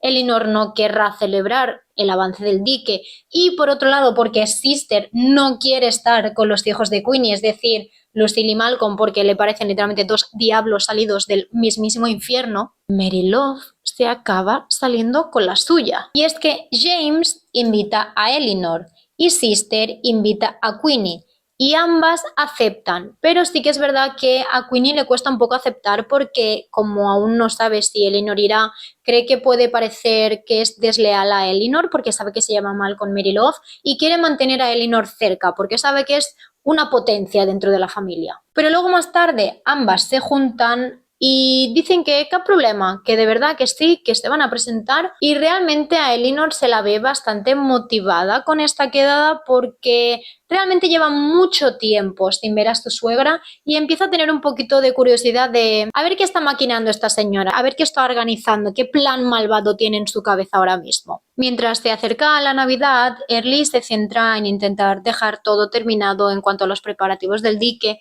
y Mary Love y Elinor entran en una especie de tregua en la que sobre todo se van mandando la una a la otra ingredientes para preparar las cenas y las comidas que se avecinan, pero vamos, que ellas verse realmente ni se ven porque es Zadie la que se pone a hacer de mensajera entre ambas casas. Al final tengo una mala noticia, pero Early no va a poder estar presente en la cena de Nochebuena ni en el día de Navidad porque está de viaje por cosas del dique. Pero vamos, que la cena de Nochebuena y el día de Navidad se da sin ningún tipo de problema, ¿eh? Vamos, que es que los niños tienen una cantidad de regalos que es para ahogarse entre tanto papel y tantas guirnaldas y tantas cosas. Y es que al final salta a la vista y es muy evidente en este punto que realmente los Kasky de verdad son la familia más rica y con diferencia. Y es que imaginaos la cantidad de regalos que hay, que solo los niños tardan 2 horas, 2 horas en abrirlos todos. No me representa. Pero hablando de regalos, Sister tiene el mejor regalo de todos, y es que Early ha terminado la faena antes de lo previsto y puede sumarse a la comida de Navidad. Mientras estaban comiendo, sale el tema del dique y para sorpresa de nadie, Elinor de pronto como que se calla y se queda de morros y al final acaba desapareciendo durante un par de horas porque va a acostar a Francis y no quiere estar escuchando constantemente cosas del dique, que también te digo, lo entiendo, ¿eh? O sea, ha sido muy, muy educada. Podría haberla liado y ha preferido simplemente alejarse de la situación. O sea, tía, eres muy madura, de verdad, felicidades. Hay un momento durante la comida que Sister intenta decir algo, pero la gente la ignora porque está demasiado concentrada en el hambre que tienen y que quieren que salgan ya los platos. Así que una vez que todo el mundo ya tiene el plato delante, puesto en la mesa, listos para comer, Sister suelta el bombazo, así, ¡pam!, arranca la tirita y les informa que está prometida con Early. Hay un momento donde se hace un silencio general en la sala y todo el mundo se pone a mirar a Early porque llegan a plantearse seriamente el hecho de que Sister se lo ha inventado todo y que es todo mentira y que está fatal de la chota. Pero al final Early lo acaba confirmando que sí, que efectivamente se van a casar y que están enamorados. A Merylove le da un disgusto, pero vamos, que no vuelve a probar bocado en el resto de la comida. Y luego ya cuando empieza a maquinar un poco con su mente de malvada villana, intenta que pospongan la boda igual que hizo con Oscar y con Elinor. Pero Sister, que no quiere pasar por lo mismo, se muestra firme y se lo dice bien clarito a su madre. Nos vamos a casar el jueves que viene, 3 de enero, te guste o no te guste. Y por si fuera poco, la humilla delante de toda la familia porque le dice: intentaste controlar la boda de mi hermano y mira los problemas que te ha causado, así que en la mía no vas a decir ni pío, o sea, chitón. Ole, mi niña, di que sí, plántale cara a tu madre, que se calle un poco, que ya se está viniendo muy arriba esta señora. Encima, Merylove utiliza la típica de siempre, que es victimizarse, decir que ay, qué vergüenza que mi hija me esté hablando así en mi casa, delante de todos los invitados. Pero Sister la corta de raíz, o sea, es que no le pasa ni una. Si quieren, pueden irse, dijo Sister con indiferencia. O si quieres, puedes irte tú, mamá. O puedo irme yo y llevarme a Early conmigo. O podemos quedarnos todos sentados y terminar de comer. ¡Feliz Navidad, familia! Los presentes nunca habían oído a Sister expresarse con tanto aplomo. La miraron, luego miraron a Early y se preguntaron si el ingeniero sabía dónde se estaba metiendo. Sister llamó a Roxy y le pidió que volviera a sacar el plato a Merylove. Mamá, dijo con gran seriedad, hoy es un día feliz para mí y no vas a estropearlo devolviendo tu plato a la cocina. Te vas a quedar sentada en tu sitio y te alegrarás por mí. ¿Me oyes? Di que sí, tía, es que no le pases ni una. Soy tan Team Sister ahora mismo. Te amo, tía. Durante la media hora siguiente, Sister le va contando a todos, así como si fuera una asamblea, todo el tiempo en que estuvo cortejando a Early, cómo le pidió matrimonio, que llevaban un mes ya prometidos, pero que querían esperar a que estuviera todo el dique terminado para dar el anuncio. Y Merylove se pasa todo este rato callada, o sea, no dice ni mu, prácticamente ni levanta la cabeza y se pasa todo el rato jugueteando con la comida del plato. Es que, tía, esto es el fucking karma, te lo digo muy en serio. Merylove no dijo nada más, pero miró a Elinor una o dos veces. Esta la pescó cada vez y le devolvió la mirada con una media sonrisa de satisfacción.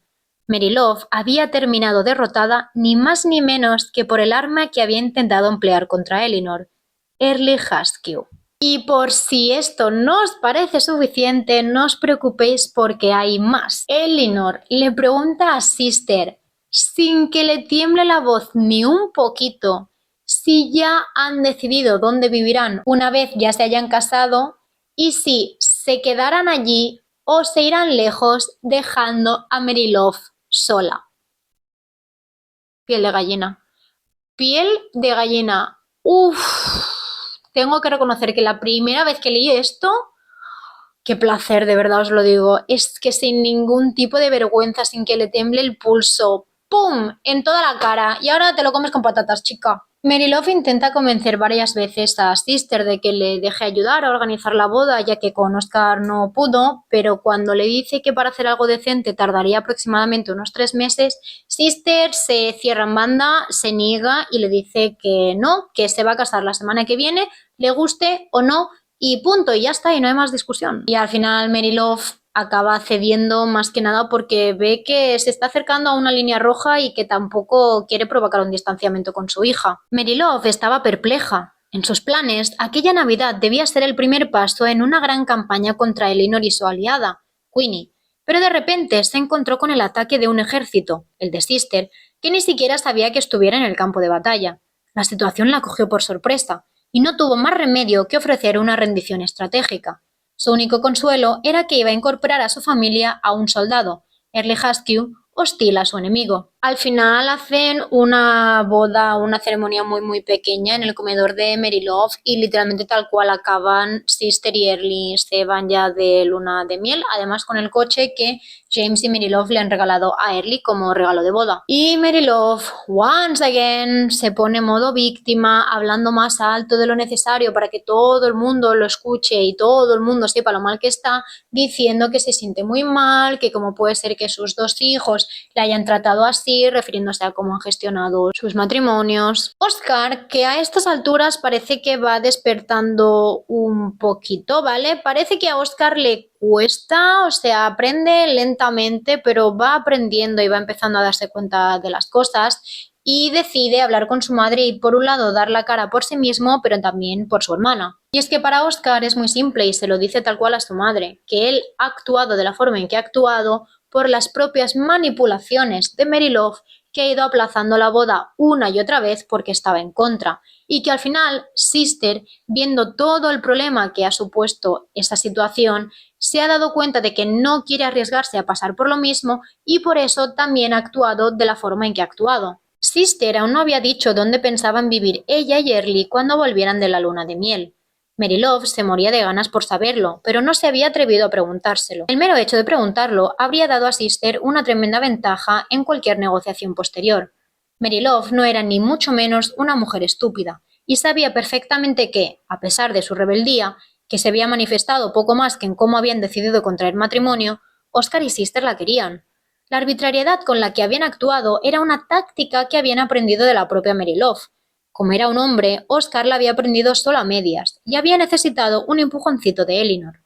Sister, en cambio, se había tragado la lección entera y había arrastrado al incauto de Early Husky al altar. Aunque nunca lo habría admitido, Mary Love estaba realmente orgullosa de su hija por haber actuado como lo había hecho. Con su repentino matrimonio, a ojos de Mary Love, Sister había alcanzado la edad adulta y estaba apenas a un paso de la igualdad con ella. Ahora más que nunca, Mary Love temía perderla y quedarse sola en casa. Bueno, y que por otro lado recuerdo que está el tema de Miriam, que han criado conjuntamente Mary Love y Sister. Y es que para Mary Love hay 2 posibles opciones. Por un lado está que Sister se mude y se lleve a Miriam, pero no la ve capaz de hacerle algo tan grave. Y la otra opción es que se quede ella sola criando a Miriam y tampoco lo ve factible por ella, no se ve capacitada o quizá no le da la gana. Entonces, para evitar esas 2 situaciones, lo que hace es aprovechar el tiempo que Sister y Early están de luna de miel para comprar muebles, hacer reformas en la casa. Básicamente ella lo que pretende hacer es que cuando vuelvan de la luna de miel vean totalmente innecesario irse de esa casa. Es más, os diré una cosa, cágate lorito, le pide ayuda a Elinor con las cortinas. Elinor acepta. Y por primera vez en años hay una cena de Mary Love, Elinor, Oscar y Francis. Pero bueno, volviendo al tema de los muebles, cuando vuelven de la luna de miel, descubrimos que el plan de Mary Love ha funcionado a la perfección porque Sister al final es una simplona, ¿vale? Y le dice a Early que de momento se van a quedar a vivir con Mary Love porque claro, con todas las molestias que se ha tomado para amueblar toda la casa de nuevo, no le pueden hacer ese feo. En aquel momento, Mary Love constató dos cosas. La primera, que a pesar de aquel, de momento, Sister no tenía ninguna intención de marcharse de casa. Y la segunda, que nunca la había tenido. Y que aunque en su momento pudiera parecer que había tomado la decisión de abandonar a su madre, en realidad todo había sido un farol. A Mary Love le pareció ver mucho de sí misma en aquella forma de actuar. Sister había demostrado una gran destreza. Mientras empiezan los preparativos del primer tramo del dique, la gente del pueblo empieza a darse cuenta de lo que en realidad implica la construcción en el pueblo como tal, sobre todo en cuanto a paisajismo y a gasto público, porque no es barato hacer ese dique. Incluso hay ciertas personas que dentro del cotilleo le preguntan a Elinor si sigue pensando lo mismo y ella se mantiene firme en que siempre ha pensado lo mismo del dique y siempre pensará igual. Y es que Elinor lo dice claro, ella ya ha avisado de que el dique sería como estar en una jaula de arcilla y que si el río quiere desbordarse, lo hará independientemente de que haya dique o no haya dique. Así que nada, Elinor ahora mismo está en unos días un poquito arisca, está un poquito que muerde, así que la gente intenta no molestarla mucho y menos con este tema. A finales de febrero, que ya estamos en 1923, imagínate cómo pasa el tiempo, qué barbaridad, Francis pilla un resfriado, pero el médico va y dice que no pasa nada, que ningún problema, que se le pasará. Pero Elinor está un poquito paranoica sobreprotectora. Bueno, pero es que dice que está en peligro de muerte, se muda a su habitación para dormir todas las noches con ella y con vigilarla, y llega un punto en que Elinor prácticamente no sale de casa, está todo el día encerrada vigilando a Francis y prácticamente pierde casi todo el contacto con el mundo exterior, menos con Queenie, que es un poquito, entre comillas, una espía, en el sentido de que es quien le mantiene al día de todo lo que va pasando en el pueblo y de todos los cotilleos, aunque a Elinor parece que no le importa mucho, ya dijimos en el primer libro que no es una persona que le guste mucho el gossip, pero sí que le parece interesante saber cómo va avanzando la construcción del dique. Elinor nunca se oponía a escuchar aquellas cosas y, de hecho, en una ocasión había advertido a Queenie de que no podía contarle a nadie que las escuchaba, por lo que Queenie comprendió que era su deber averiguar todo lo que pudiera sobre la construcción del dique e informar directamente a Elinor. Era como si ésta fuera la reina y los constructores de diques de perdido fueran un grupo de súbditos que se dedicaban a levantar barricadas de tierra y a fomentar una rebelión. Queenie, por su parte, era la espía leal que informaba de cada movimiento de la turba para que su soberana lo supiera todo y pudiera seguir manteniendo la apariencia de estar por encima de aquellas insignificancias. Aunque la gente sigue dudando del dique cuando empieza la construcción como tal, cuando ya ha pasado más o menos un mes y ya pueden visualizarlo mejor, empiezan a darse cuenta de que realmente sí que les gusta mucho el dique y que sí que es algo muy importante, hasta el punto en que literalmente Early un día está en la zona de construcción y la gente del pueblo le empieza a aplaudir como si fuera un héroe, o sea, es una barbaridad. Un día Early está hablando con el jefe de obra, Morris Avant, y le dice que si tuvieran más mano de obra podrían terminar más rápido el dique. Y aunque tener más mano de obra implicaría construir nuevos barracones para que la gente pudiera alojarse allí, como habría más velocidad a la hora de hacer el proyecto, a lo largo acabarían ahorrando dinero. Y dicho y hecho, y es que los trabajadores empiezan a salir, vamos, es que de debajo de las piedras, porque pensad que un trabajo como este en esa época, donde no solo tienes un sueldo, sino que encima tienes un alojamiento, tienes una comida, vamos, que es que la gente se pegaba por conseguir ese trabajo. Y es que, claro, para no tener que ir y venir todos los días de perdido, la gente empieza a quedarse en estos barracones, pero eso implica gente nueva. Gente nueva en un pueblo pequeñito de la Alabama profunda.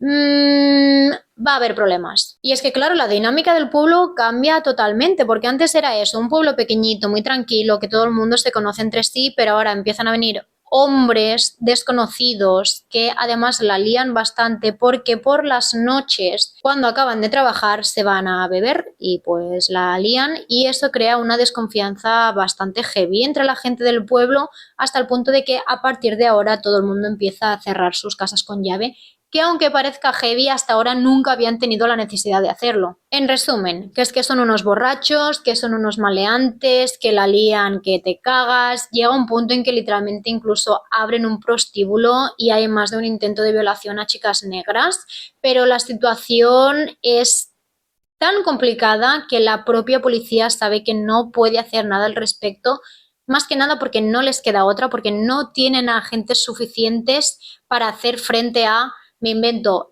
100 hombres borrachos a las 3 de la madrugada. Así que lo único que pueden hacer es esperar a que pase y hasta cierto punto consolarse con la idea de que una vez todo pase, por fin el pueblo estará protegido. Pero los trabajadores blancos, tipos viles, desagradables y posiblemente peligrosos, eran un mal necesario.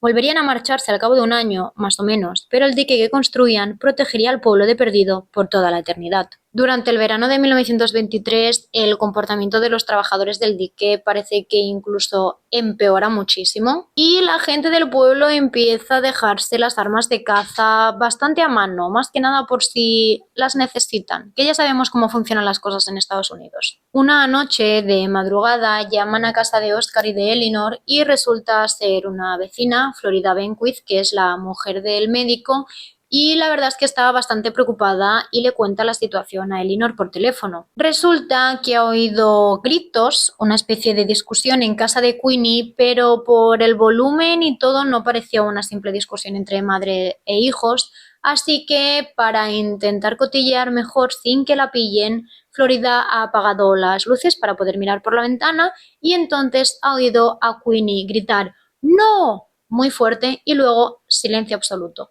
Florida al parecer se lo cuenta todo a su marido y él le dice que quizá es James que ha ido a meterle bronca a Queenie por gastarse mucho dinero en las tiendas, pero no les acaba de encajar el hecho de que están todas las luces apagadas, de que si fuera James que está hablando con Queenie habría alguna luz. Así que antes de hacer nada y meter la pata, han estado un rato en silencio esperando y al cabo de unos minutos han visto salir a un hombre desconocido por la puerta de atrás. Florida les dice que está casi segura que era uno de los trabajadores del dique y que Leo, su marido el médico, se ha ido a casa de Queenie para asegurarse de que esté todo bien y que una vez cuelgue el teléfono ella también irá a ver si Queenie está bien, pero que sobre todo cree que Eleanor también debería ir para simplemente comprobar que no haya pasado nada extraño. Y una vez cuelga el teléfono, Eleanor se gira hacia Oscar y le dice que todo apunta a que parece ser que uno de los trabajadores del dique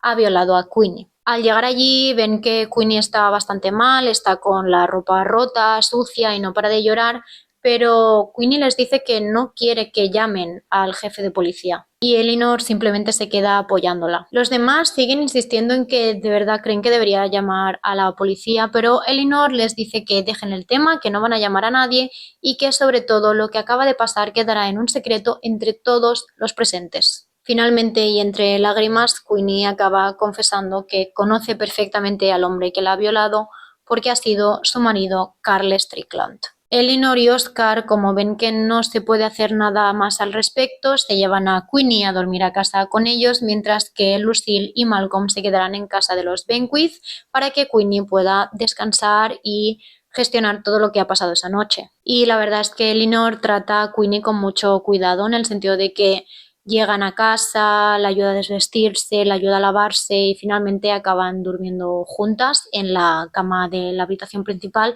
y en ningún momento la deja sola y le hace todo el rato esa compañía y ese apoyo que ella de verdad necesita. Entonces nos enteramos un poquito de lo que ha pasado y es que Carl, al darse cuenta de que Queenie se había marchado con sus hijos sin decirle nada y a sus espaldas, se pone muy cabreado, se enfada muchísimo y se propone encontrar a su mujer, cosa que no le cuesta mucho, ya queda por hecho que tiene que estar en Perdido porque sabe que ella no tiene familia y que lo más cercano es su cuñado, el marido de su hermana Genevieve. Se ve que Carl se entera de que están ofreciendo puestos de trabajo para la construcción del dique y no se lo piensa dos veces antes de aceptarlo. Es más, el mismo día que él llega perdido, esa misma noche ya descubre dónde vive Queenie y es cuando se presenta en casa de ella. Carl le exige dinero a Queenie porque ahora pues está con una familia rica y ella se niega y entonces Carl la agrede física y sexualmente, la golpea, la viola y la deja tirada y simplemente desaparece en plena noche. Al día siguiente, Oscar se presenta en la zona en obras en busca de Carl y cuando le ve, le dice que se marche. Le dice que sabe lo que ha pasado y le pide que se marche lejos de perdido y que no vuelva nunca a molestar a Queenie, pero al final Carl sabe perfectamente que los Kasky tienen mucho dinero, así que le intenta hacer chantaje para que le dé dinero. Al final Oscar cede porque al final su misión más importante es que se marche del pueblo y deje a Queenie tranquila y le ofrece dinero, pero Carl cree que le puede sacar incluso más y no acepta el trato que le ha ofrecido de momento. Al final la cosa termina con que aparece el jefe de policía, el señor Wiggins, que ha estado esperando en el coche todo este rato viendo la situación entre Oscar y Carl y se presenta allí. Oscar, cuando ve que ya está el jefe de policía, se va a trabajar y el señor Wiggins se queda con Carl y de forma bastante firme le dice que no le queda otra opción, que le va a acompañar a la estación de trenes y que luego él ya puede escoger cuál quiere coger, si se va hacia el norte, hacia el sur, pero que se va a ir y punto. Y no queda otra. Y al final se marchan los dos hacia la estación de tren con el jefe de policía acompañando a Carl para asegurarse de que de verdad se marcha del pueblo. Aunque técnicamente ya sabemos que han hecho un pacto de silencio al respecto, alguien se va de la lengua y todo el pueblo se acaba enterando. Y sé que has sido tú, Florida Benquith. Pero el cotilleo muere al cabo de unos días, más que nada porque Queenie no dice nada al respecto, no alimenta este gossip y este cotilleo, pero todo vuelve a resurgir unos 3 o 4 meses más tarde, más que nada porque a Queenie ya se le empieza a notar la barriga de embarazada. Mary Love es una asquerosa desgraciada y no le da ni un mínimo de apoyo a Queenie, sino todo lo contrario. Se siente avergonzada y siente que Queenie ha avergonzado a su familia porque se supone que debía estar bajo la protección de los Kasky. Es más, es que la muy cerda, si fuera por ella, encerraría a Queenie en casa para que no tuviera que salir y la gente del pueblo la viera, ya que según ella se dedica a pasear la vergüenza de la familia por todo el pueblo. Tienes una suerte de ser un personaje ficticio, porque si no, os juro que yo dedicaría el resto de mi vida a matarla lentamente y haciéndola sufrir.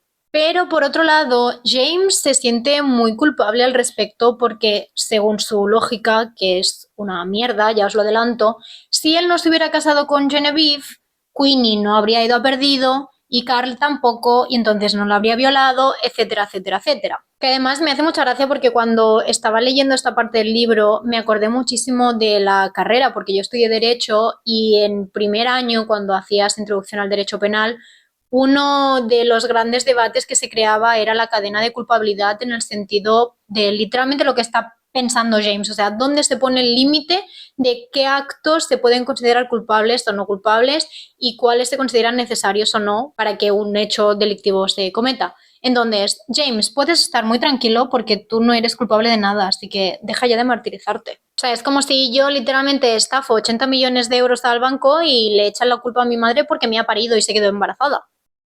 Que hay gente que aquí no le funciona muy bien la cabeza, también te digo. Pero bueno, cerrando este pequeño paréntesis, volvemos al tema.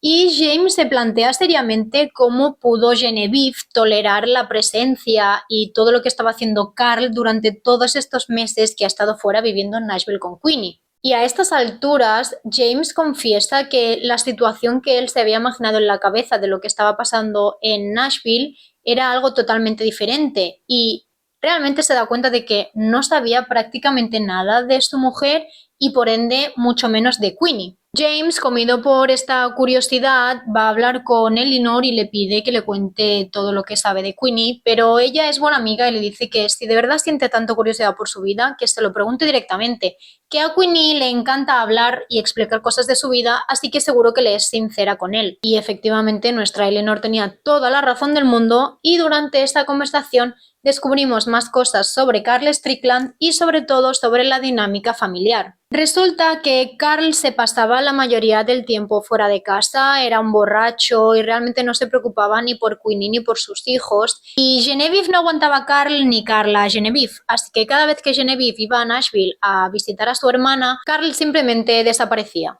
Por eso, cada vez que las cosas se ponían tensas en casa y la situación empezaba a ser insostenible, Queenie llamaba a su hermana para que fuera a visitarla y así que Carl se marchara de casa y les dejara en paz durante una temporada. Y justamente por eso Genevieve pasaba tanto tiempo fuera de casa, porque estaba protegiendo a su hermana. Y por eso en este momento Queenie le pide perdón a James por mantener alejada a su mujer de él. Y es que al parecer Carl es malo, pero malo, malo, nivel que le han echado del trabajo por robar, que ha estado en la cárcel un par de veces, la primera por agredir a un hombre y la segunda por atacar a una mujer con un arma blanca, concretamente con una navaja de afeitar que le hizo unos cortes en el brazo. Y durante el tiempo que estuvo en la cárcel, Genevieve se fue a Nashville para ayudar a Queenie a criar de sus hijos y que justamente en eso era lo que se gastaba el dinero que James le enviaba cada mes, en ayudar económicamente a su hermana. Y después de esto descubrimos un poquito más de la dinámica entre ambas hermanas. James, vivir con Genevieve no era fácil, ya lo sé,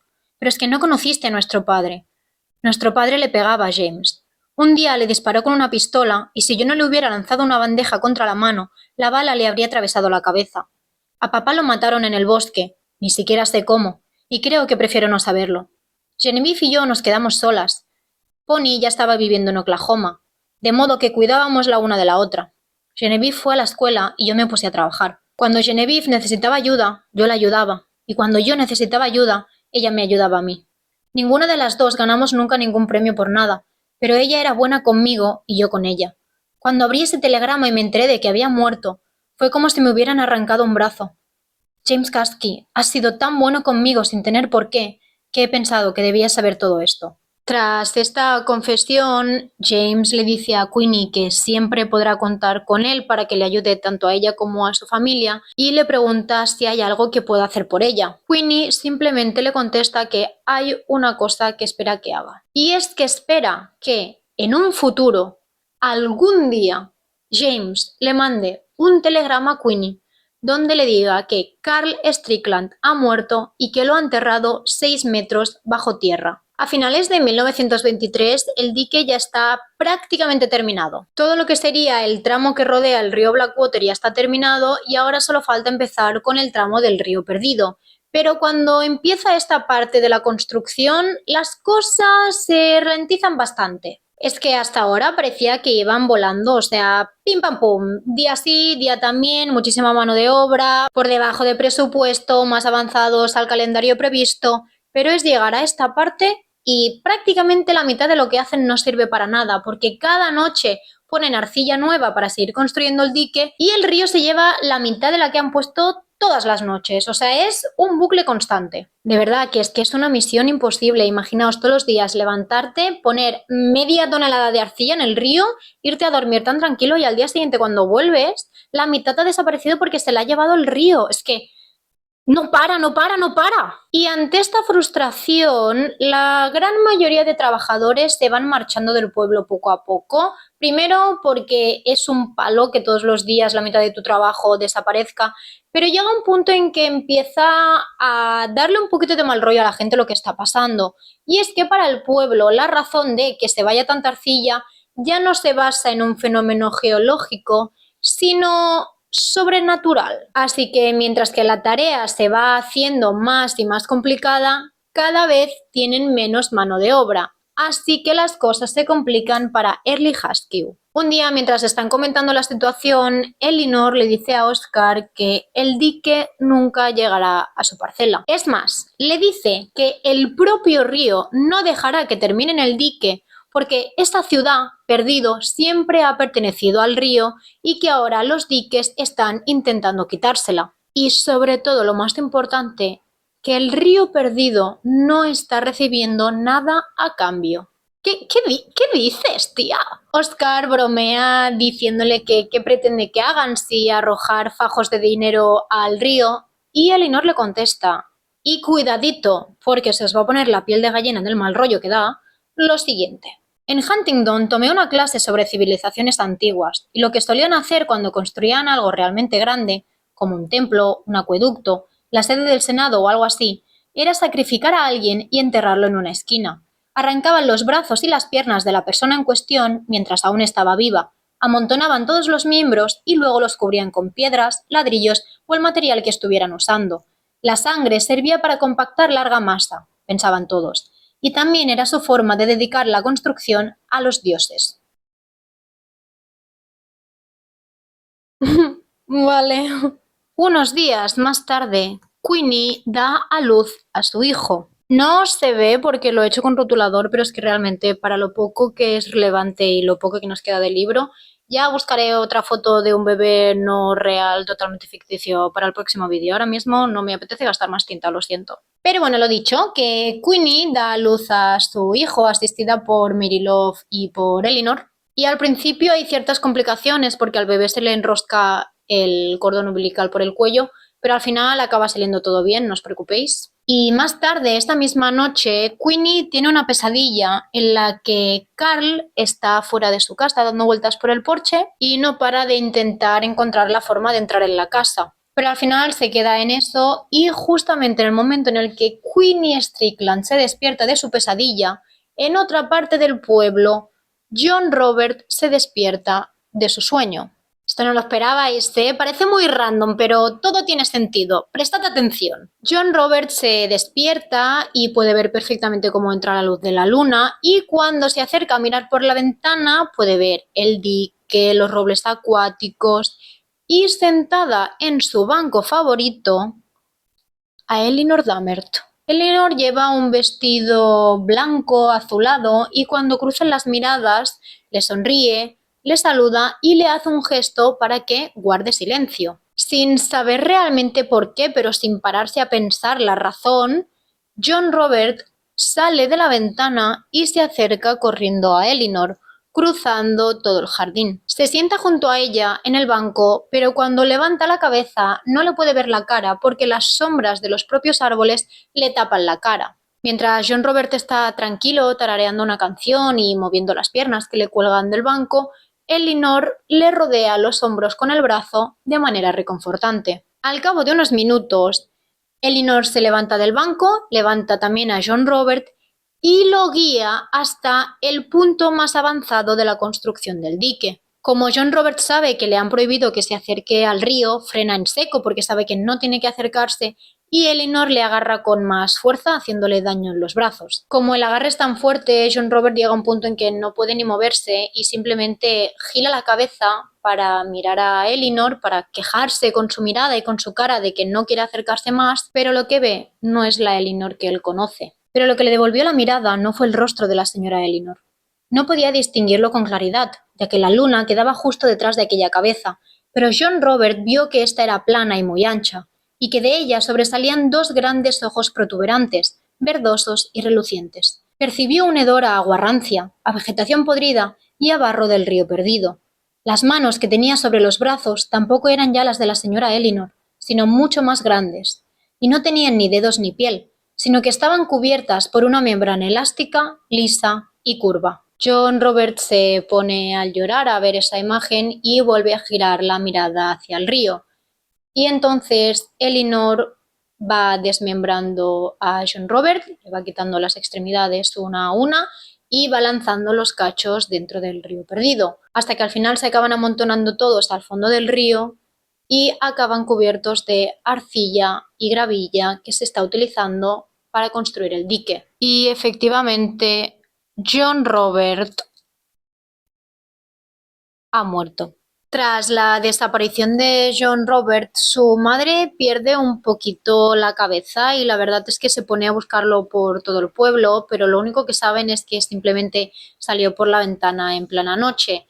Incluso se llegan a organizar batidas, pero cuando ya han pasado unos 10 días y siguen sin encontrar a John Robert, su madre, Caroline de Bordenave, tiene que aceptar lo que todo el mundo ha sospechado desde un primer momento, que John Robert se ha ahogado en el río perdido. Y lo curioso es que tras la muerte de John Robert, el río deja de llevarse la arcilla por las noches y por fin pueden terminar de construir el dique. Ahora los Kasky ya no tienen vistas al río desde sus casas y Oscar está un poco preocupado, sobre todo por los comentarios malrolleros que hace Elinor, pero para sorpresa de absolutamente todo el mundo, Elinor hace un cambio de chip bastante heavy. Literalmente Elinor ya no se vuelve a quejar sobre el dique, es más, los últimos días de construcción manda a Roxy y a Zadie con varias jarras de té helado para que se les haga más ameno a los trabajadores. Cuando Oscar le pregunta a qué se debe este cambio de actitud, Elinor le dice que por fin ha aceptado que no puede luchar sola contra el dique y que ya está cansada de enfadarse y luchar por nada. También le dice que se queda más tranquila porque Early le ha asegurado que no van a talar sus robles acuáticos y en parte también está contenta porque una vez terminado el dique y sin que haya peligro de que se vuelva a inundar el pueblo,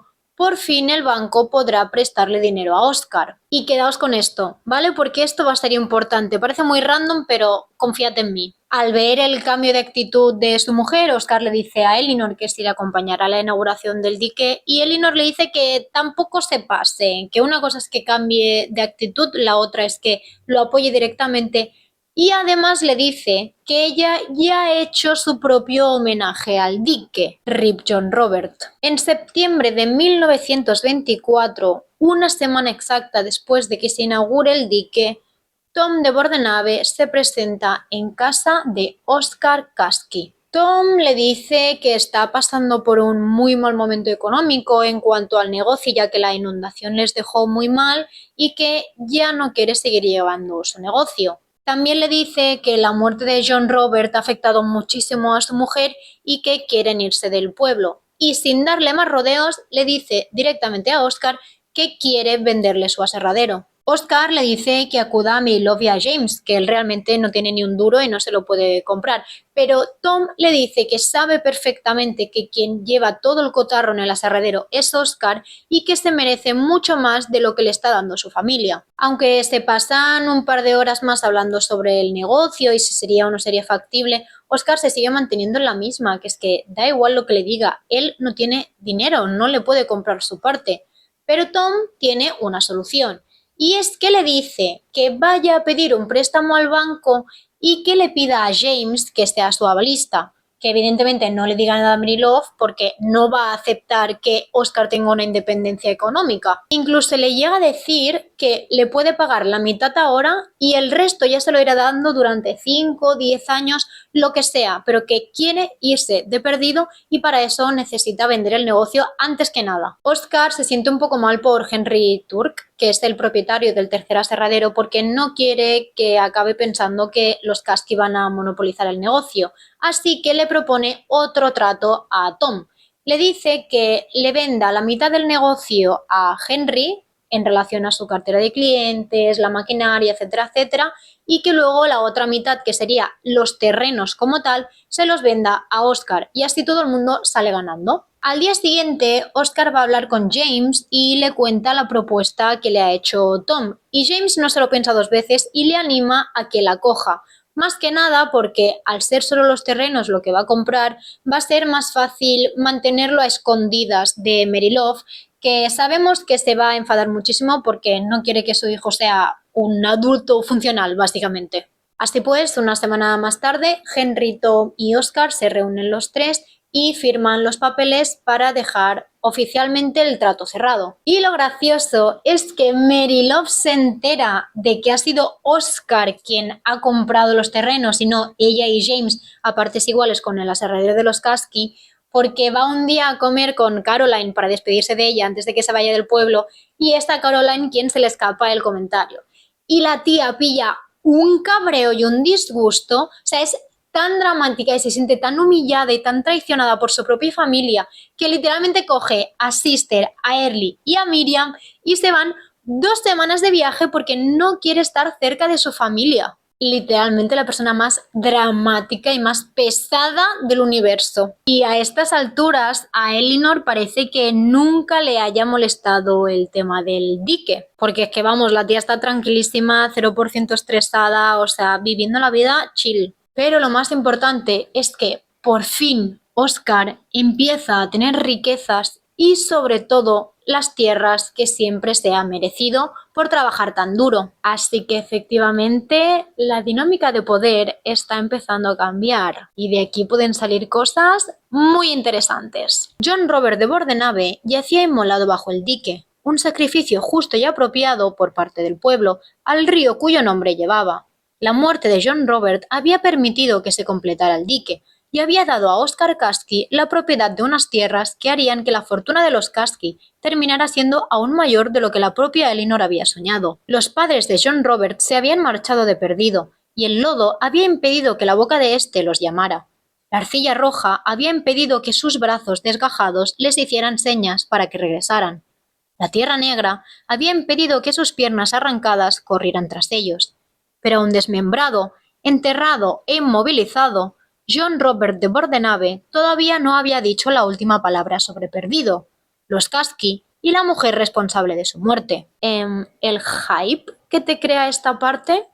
Uff, se vienen cositas. Vamos a dar un salto hacia el futuro, ¿vale? Durante los años siguientes, Perdido crece mucho. La industria de los aserraderos se amplía, ya que tanto los Tur como los Kasky compran más tierras y compran más equipos, y sobre todo de forma conjunta financian una red ferroviaria para poder transportar madera de forma más fácil, sin necesidad de hacerlo utilizando el río. Pero más allá de esto, el funcionamiento del aserradero de Henry Turk se va quedando atrás, se va quedando en la tradición, mientras que James y Oscar empiezan a innovar bastante. James y Oscar se modernizan y diversifican el negocio y, por ejemplo, en 1927 empiezan a fabricar puertas y ventanas, creando así nuevos puestos de trabajo y prácticamente haciendo desaparecer el desempleo en Perdido. Luego, en 1928, crean una planta de revestimiento de madera para poder utilizar sí o sí todos los árboles y no tener que descartar aquellos que no son buenos para la tala. Mientras Henry se ríe de sus innovaciones, que sí que es verdad que ahora mismo tanto a Oscar como a James les supone una gran deuda,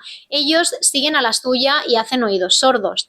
Y posteriormente, cuando estas grandes innovaciones empiezan a ser rentables y les empiezan a aportar mucho dinero, acaban construyendo una planta para producir postes para cercas y otros servicios públicos. El objetivo de Oscar es que el imperio de los Kasky pueda utilizar todas y cada una de las partes de un árbol para sacar rentabilidad. Por eso acaba creando un sistema de tala selectiva y de replantación intensiva para que siempre haya más árboles plantados que talados. Heavy, ¿eh? Es que os diré una cosa, para todos aquellos que en algún momento habéis pensado que Oscar es un mindundi, que sepáis que aquí nuestro coleguita tiene una mentalidad de tiburón, que vamos, os caéis de culo, chavales. Y es que Oscar está a tope con el negocio, haciendo oídos sordos e ignorando a toda la gente del pueblo que está totalmente en contra de estas innovaciones. Y la primera que está en contra es Mary Love, que llega a un punto en que prácticamente ni habla con su hijo porque sabe que no la va a escuchar y que no va a hacer caso de sus consejos. Y a medida que pasan los años, la gente del pueblo acaba dándose cuenta de que la verdadera fuerza de Oscar es Elinor.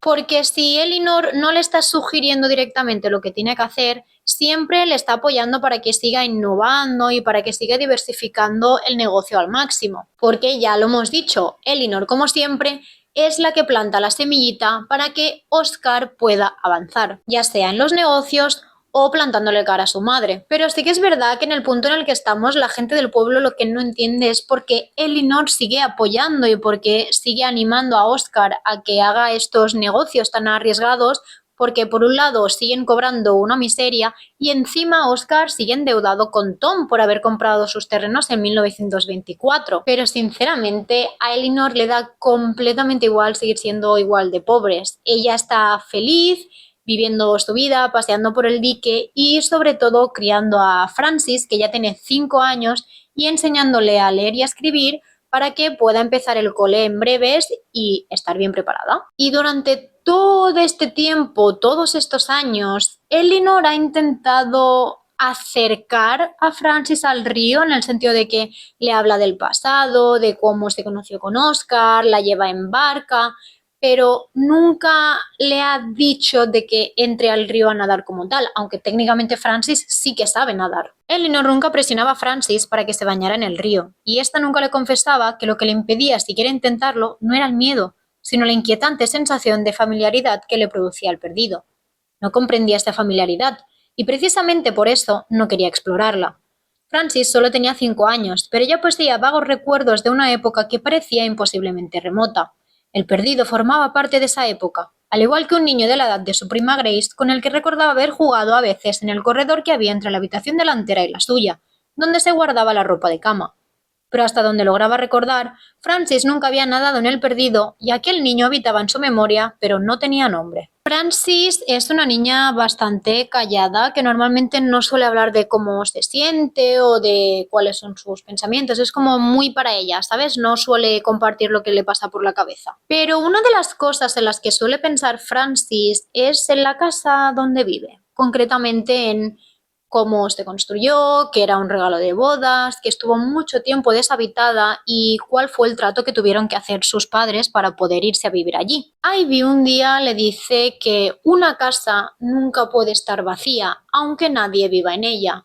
Y Francis se obsesiona con el pensamiento y con la duda de quién vivió en su casa durante todo ese tiempo que estuvo deshabitada. Una de las cosas que le sorprende de su casa es que siempre hay una especie de olor a agua del río perdido, como si toda la casa estuviera constantemente envuelta por una especie de neblina invisible que sale del mismo río perdido. Y justamente por todas esas cosas, Francis tiene la sensación de que ella, sus padres y Zadie no están solos en esta casa. Pero lo que más miedo le da a Francis es la habitación de invitados y concretamente el pasadizo que une esta habitación con la suya propia, que además está lleno de estanterías donde guardan ropa de cama y cosas de estas. Y es que la pobre Francis todas las noches y sin falta se asegura de que la puerta del pasadizo que hay en su cuarto está bien cerrada con llave, para que lo que sea que vive en la habitación de invitados, porque ella tiene clarísimo que hay algo allí,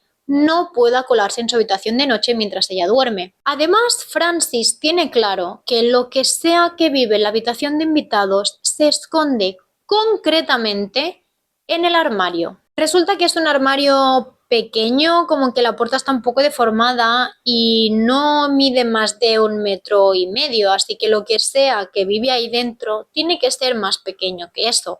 Y esto por alguna razón le aterroriza aún más. Es más, la pobre tiene tanto miedo que aunque sabe que lógicamente las cosas no funcionan así, es incapaz de no pensar en que cualquier mínimo ruido, quejido, crujido que haga la casa tiene origen en el armario, como si fuera una especie de epicentro, como el corazón de la casa. Por eso, siempre que se queda sola, la pobre está cagadísima y se inventa cualquier excusa para irse de casa, como por ejemplo ir a ver a Grace, o si no le dejan marcharse, simplemente se queda sentada en las escaleras de la entrada esperando a que alguien por favor vuelva a casa y le haga compañía. Es gracioso porque hay un momento en el que Francis está hablando de la casa que le da mucho miedo y describe la propia casa, que digamos la estructura por fuera, como si fuera un monstruo, y os juro que no podía parar de pensar en la peli de Monster House, que es un peliculón, hace muchísimo que no la veo, os la recomiendo, de verdad, es que es increíble. En cuanto alguien regresaba, la casa parecía perder por un momento toda su amenazante maldad. Francis entraba aliviada dando brincos detrás de Zadie o de su madre,